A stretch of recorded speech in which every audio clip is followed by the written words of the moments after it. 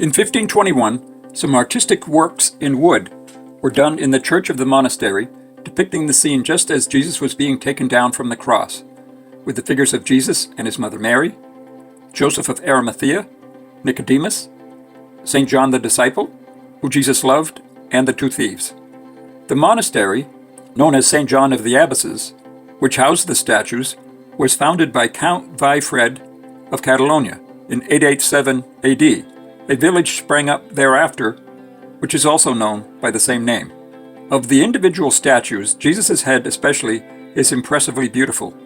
When the statue was carved, the artist made a depression in Jesus' forehead, approximately 2.5 inches in diameter, with the idea of preserving the Eucharist in it.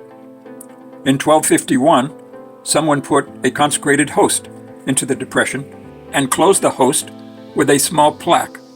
But the memory of this was lost in time. Only 175 years later, in 1426, while working to restore the statues, the cavity in the forehead of the crucifix was discovered, sealed by a small silver plaque.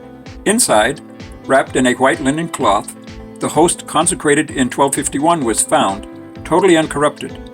Since then, the host has been known as, quote, the most holy mystery of St. John of the Abbesses, unquote. These beautiful statues, which were saved from destruction in the middle of the 1936 Spanish Civil War, are visited by many people the world over.